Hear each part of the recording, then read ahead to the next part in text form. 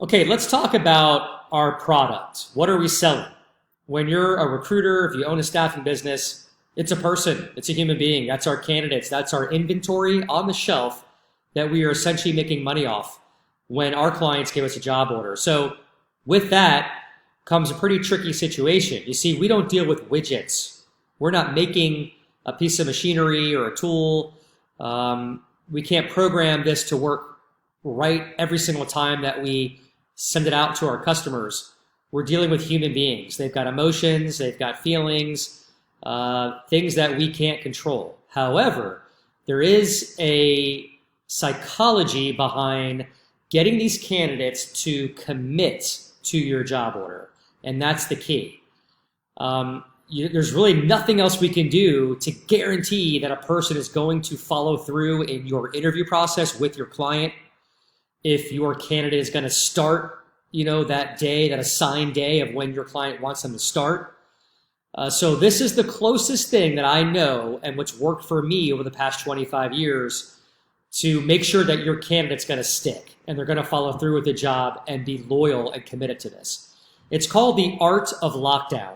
And I learned this over 20 years ago, and I've used it every day in my line of business.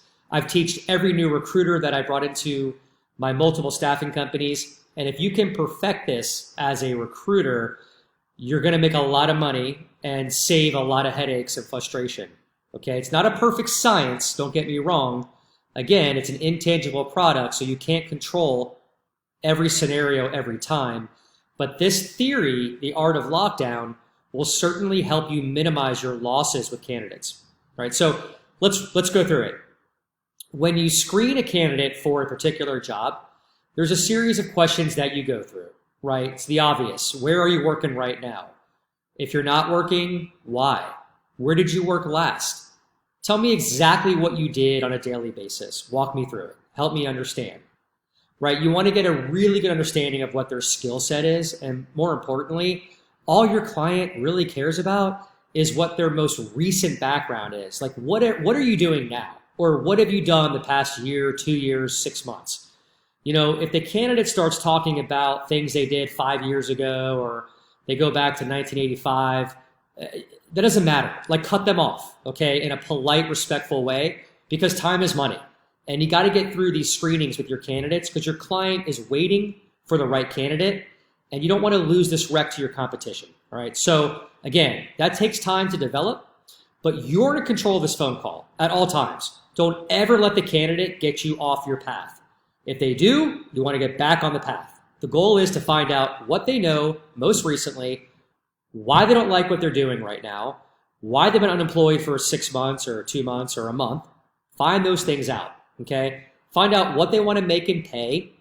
And so when you get those general questions in place or those answers in place, you then pause and you go into your lockdown. And what this means is you get very intentional and very serious with this candidate. They need to hear it in your tone, okay? There's no laughing here. This is the time to be serious and stern and be very clear with this candidate what the expectations are going forward. So I'll give you an example. If I'm working on a new rec with a brand new company, this is a really big deal. Now, granted, every company that gives you a job rec that's qualified is a big deal, but especially the new companies, here they are giving you your first chance to prove yourself. I call these account breakers. And if you can nail this one, they're going to believe in you. It's going to help you cultivate your client relationship, and most likely, they're going to give you more recs, which is fantastic. So I've had companies that called recs out to other recruiters that they felt comfortable with. Those recruiters, for whatever reason, couldn't fill the rec.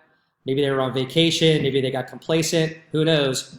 I was able to strike at the right time, nailed it, and then I got 10 more recs after that and, billed over $100,000 a year with this particular customer. That's happened multiple times for me, and it can happen for you. So the candidate, let's ask these questions. Okay, this is one I love.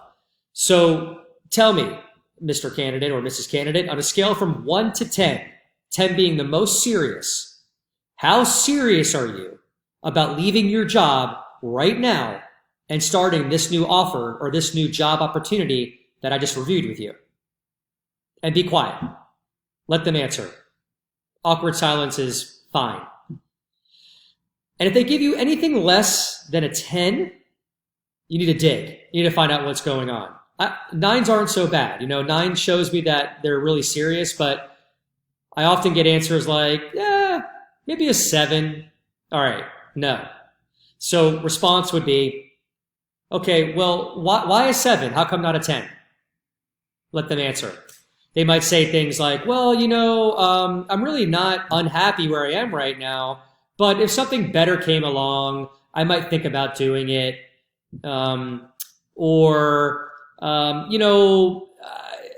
It's always good to keep your eyes and ears open. My dad once told me that, and so it can't hurt to hear about what's actually out there.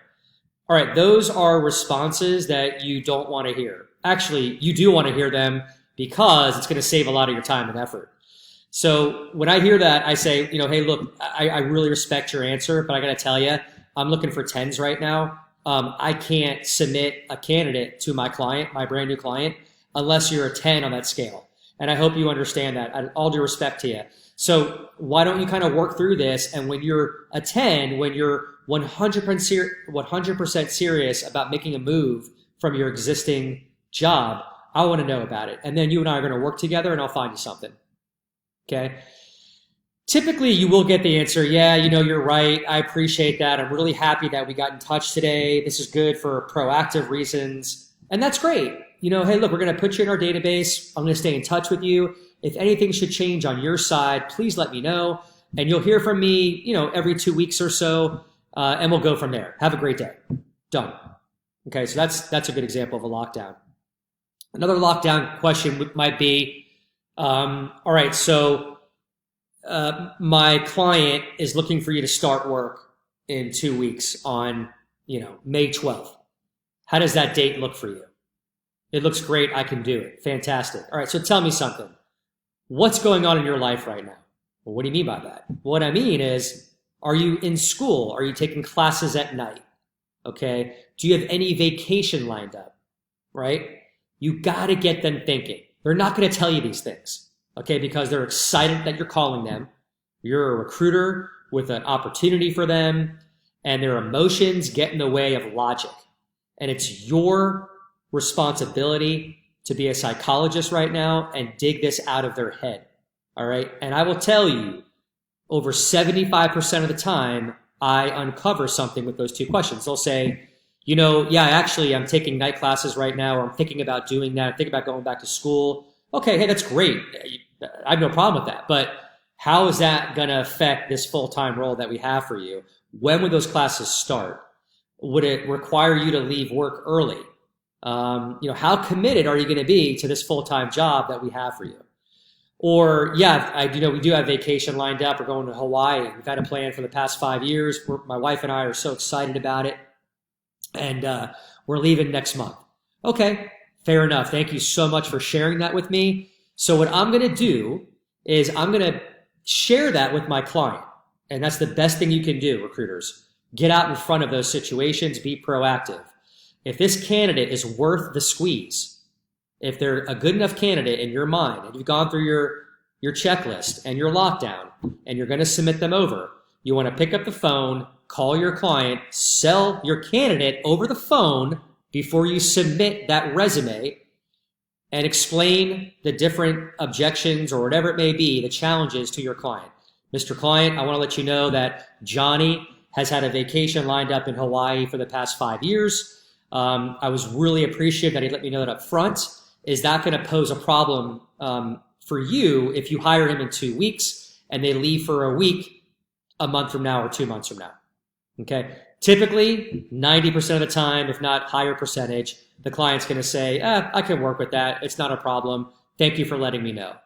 And you see what that does? You're creating a trust factor with all parties, candidate, client, you as a recruiter. You're doing the job that your client can't do right now. They're too busy. They're too busy running their P&L and projects. They're not recruiters. That's why they're using you to find this stuff out. Okay. Those are really good examples of what I call lockdown. You're locking those areas up and you're leaving no chance for guessing, for surprises, leave no stone unturned. All right. So dig in. Why are you leaving your job? Help me understand this. My boss, I don't like my boss. We bump heads. Whew, I get that sometimes. And that's, to me, it could be a red flag. Dig in that area. Well, what happened? What happened with you and your boss? Explain to me. Tell me the story. I need to know.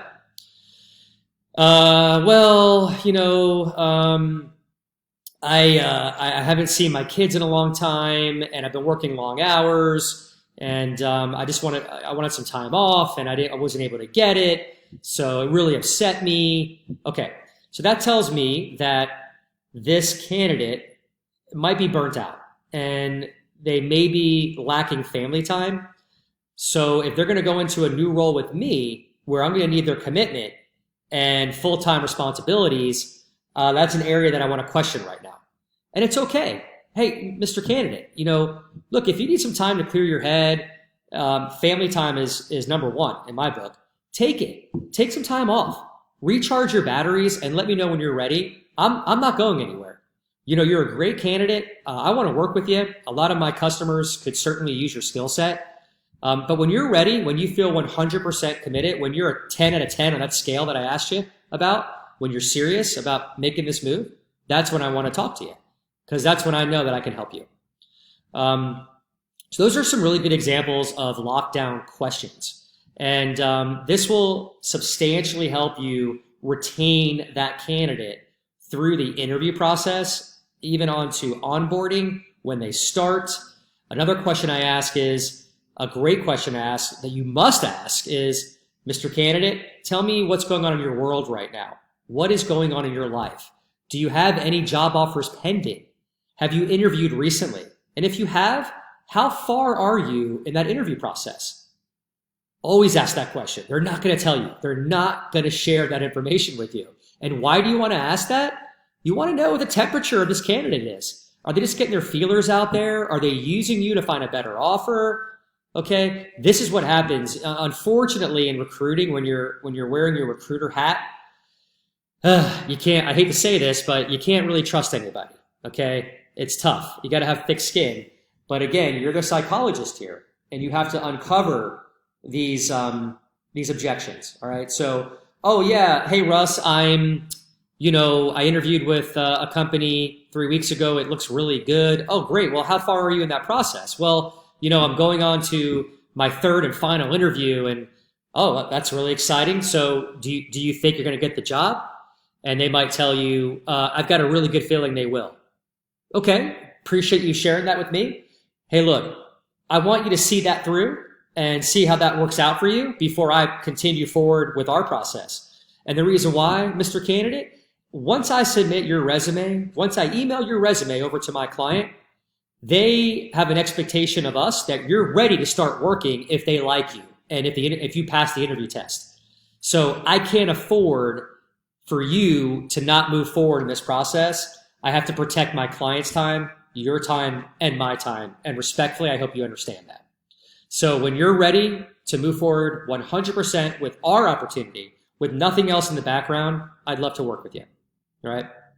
So if they tell you they've got a job offer pending, ask them, what's holding you back from taking it? Where does our opportunity rank with the one that you have in front of you? Is it money? How much more are they offering you than what I'm offering you with our job? These are answers that you need from your candidate. All right. So art of lockdown. I hope that helps you. I know it helped me over the past 20 plus years in recruiting, and it's helped a lot of the recruiters that I've trained. Have a great day.